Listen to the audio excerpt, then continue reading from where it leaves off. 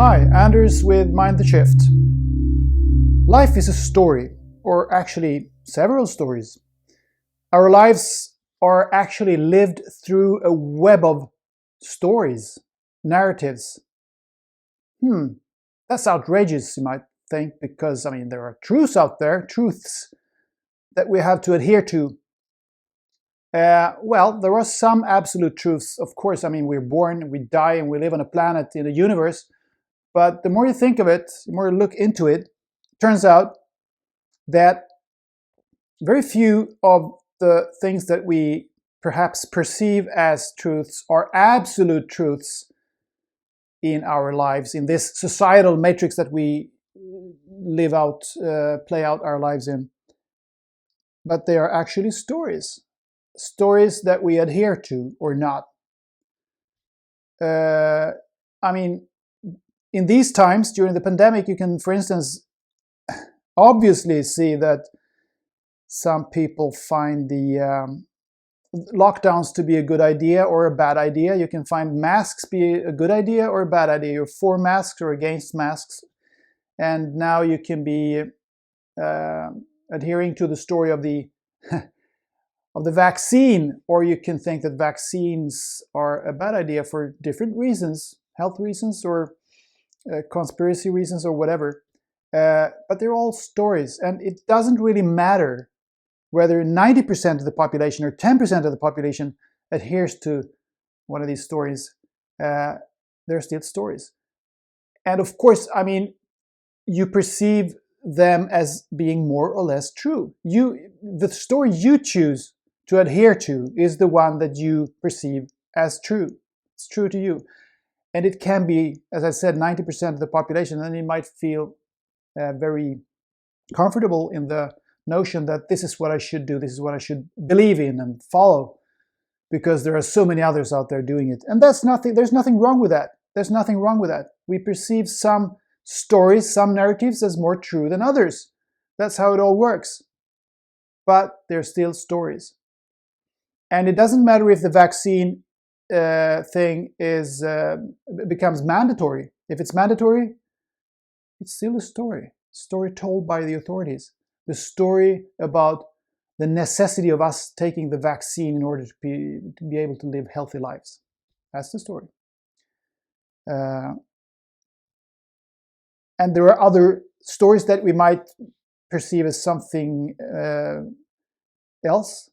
We never think of as narratives, really. As, for instance, young men and women in most countries, they have to learn how to fight with weapons in their arms. Arms in their arms. I don't know how to say that. But anyway, they learn how to fight, how to use weapons. Why? Because of the story of the threat from the outside. There is a perceived enemy of some kind. There is another nation or a group of nations that supposedly is threatening the country that you live in. So that's why our young men and women have to learn how to fight, to stave off this threat. That's a story. And even the requirement that you be a citizen, which you are required to be wherever you live, actually, practically. There are some people, very few people who are stateless that aren't citizens anywhere, but they're considered as anomalies, which is really weird because, we're born into this world with our souls in flesh and blood and come out of the womb of our mothers and just are here in this world, and we're supposed to be considered, we're all of a sudden citizens. Why? That should be the anomaly. Anyway, you understand my point here. We're supposed to be citizens, and nobody even thinks of the strangeness of that, but it is really strange.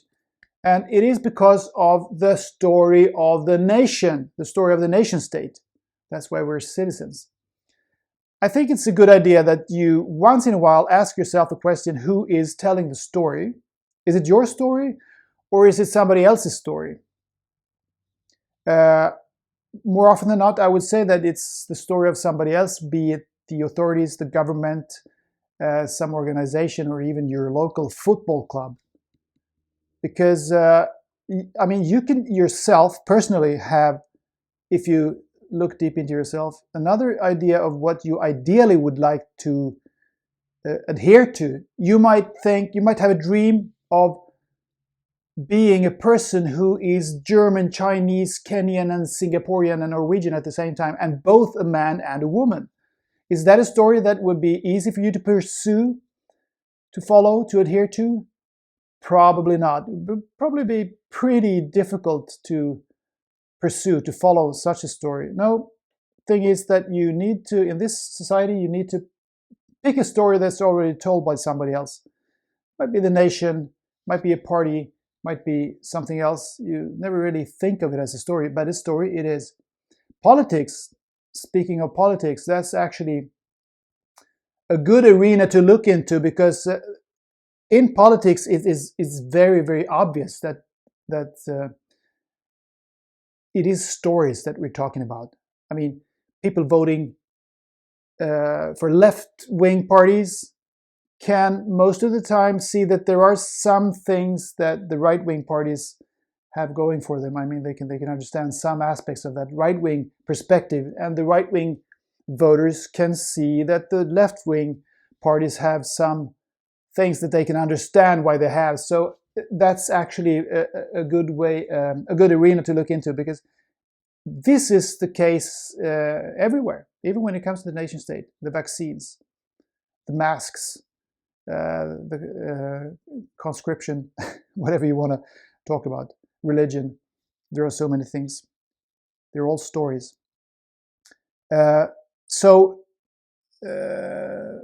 My final point today is that one of the major stories that we have, and one of the really crucial stories, is the story of how it all began. Where do we come from? I mean, the story of the history of humankind, the origins of humankind. Where do we come from? And you might think that this story is set. And that the ancient texts, ancient legends and myths, they're just fantasies. Well, the good news is that we are actually very free to choose this story ourselves. We can actually pick the genesis of humankind that we would like to adhere to.